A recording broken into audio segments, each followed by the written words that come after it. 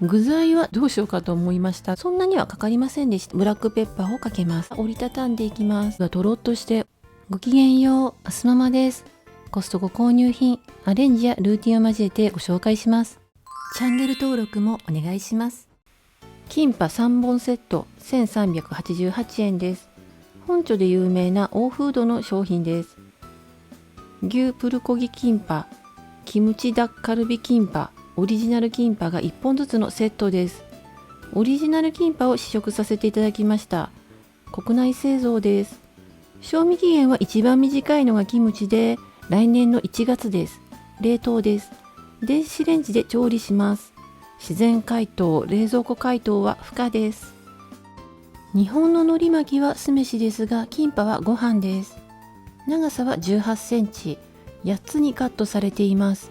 1本ずつラップをふわっとかけてレンジで加熱します。加熱時間はパッケージよりも多くかかりました。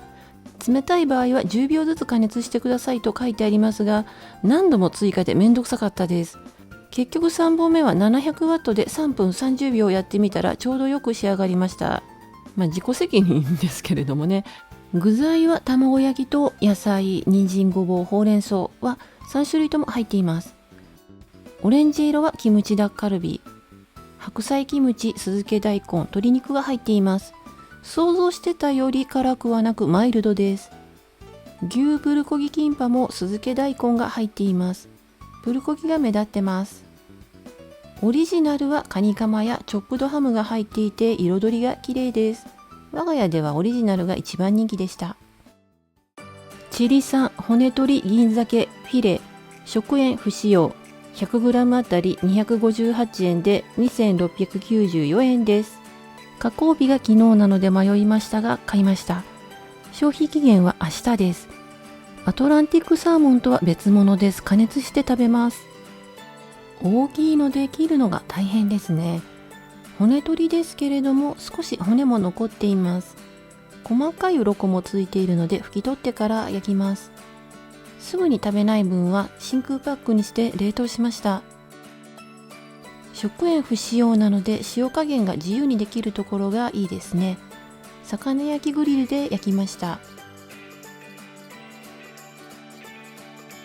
ふっくら焼き上がって美味しいです。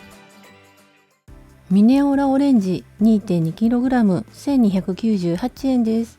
タンジェリンとグレープフルーツの交配種だそうです。白縫いのように頭が飛び出しているのが特徴的です。試食して美味しかったので買いました。アメリカ産です。14個入りです。最初の1個を切ってみたら中心がかびてたのでどうしようかと思いましたが、他は大丈夫そうです。皮は手でも剥けますが、私は爪が負けてしまうのでナイフを使います。グレープフルーツの特徴の酸味を感じます。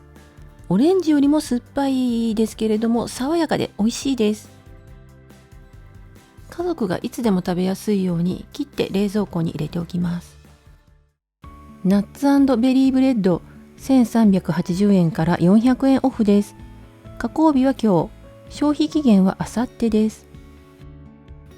ベリーブレッドは 393g、長辺は20センチ、短辺は12センチです。ナッツブレッドは 403g、15センチくらいです。形だけでなく生地もそれぞれ違う感じですけれども、いつもの酸味のあるアーティザンブレッドです。ベリーはクランベリーとブルーベリー、スライスアーモンドがトッピングされています。ナッツはヘーゼルナッツとくるみです。アーモンドはこちらに入っていないように思います。ナッツもベリーも程よく入っており存在感があって美味しいです。カークランドシグネチャーのエビフライ 1.13kg 入り3558円から650円オフです。冷凍です。大晦日にご紹介したのは天ぷらで、これはフライです。原産国はタイ。賞味期限は来年の1月です。約9ヶ月です。1個は 20g くらい、5個で 108g です。パッケージには40個から50個と書いてありますが、全部で45個入っていました。ジッパーバッグに詰め替えました。200度に予熱したオーブンで途中で一度返しながら16分から18分焼くと書いてありますが、そんなにはかかりませんでした。10分で裏返して4分追加して合計14分でした。エビは丸くなってるのかなと思ったら切り開いて衣をつけてる感じですね。ちょっと変わってますが、普通にパン粉のエビフライサクッとして美味しいです。5色のエビのマヨソース 220g が3パック入り766円です。通常は1138円。賞味期限が短いためのお買い得品です。エビはインドネシア産。製造は青森です。賞味期限は3月27日です。3日後ですけれども、この週末に食べちゃえば問題ないですよね。袋のままボイルか器に出してレンジ加熱で食べられます。エビは8個ぐらい、ソースはたっぷり入ってます。このままソースをパンにつけつつ食べるのもおすすめですが、今回はアレンジレシピをご紹介します。アボカドを半分に切って先端を少し切ります。先端は黒くなっていますし、食べる時もここを切っておくとナイフを入れやすいです。エビをアボカドのくぼみにめがけて入れてソースも全体にかけます。マーブルシュレッドチーズをかけてオーブントースターで10分焼きました。お好みでブラックペッパーをかけます。ソースはパンにつけて食べても美味しかったです。もう一つはアボカドエビマヨの折りたたみおにぎらずです。小松菜を3センチくらいのざく切りにして、小松菜とエビのマヨソースを耐熱容器に入れます。ソースを全体に絡めるように混ぜてから蓋かラップをして500ワットで2分半加熱します。切り込みを入れた海苔にごまを混ぜたご飯、小松菜とエビマヨ、薄焼き卵をのせます。小松菜は断面をきれいに見せるようにエビとエビの間に濃い葉を置きます。薄焼き卵側から折りたたんでいきます。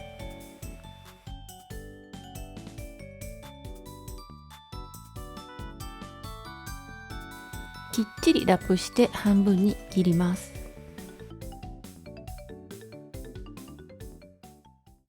カマンベールアヒージョ2380円です。デリカコーナーの新商品です。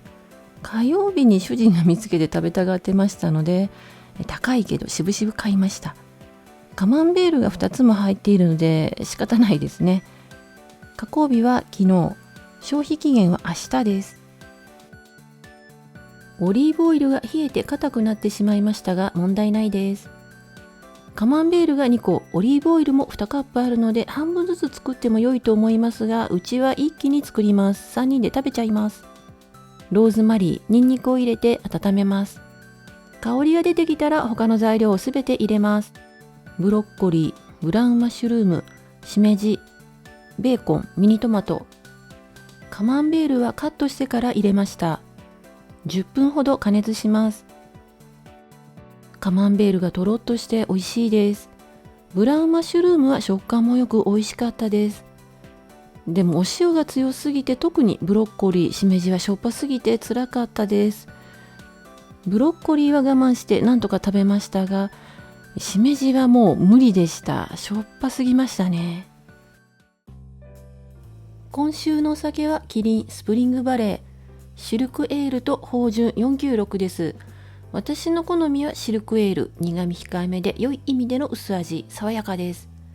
パパの好みは芳醇、ビールらしい苦さとコクがあり、後味はすっきりで美味しいです。メニューはカマンベールアヒージョ、キンパの3種セット、ミネオラ、紫芋チップスです。紫芋チップスは先週開封したものですが、フードセーバーでシールしていたので1週間経ってもサクサクしてます。毎週金曜日にまとめ買いをしています。レビューは数回に分けて編集完了次第アップしていきます。チャンネル登録をお願いします。概要欄にご紹介しきれなかった購入品も含めた価格情報などを載せています。お買い物の参考になさってください。今回も最後まで見てくださりありがとうございました。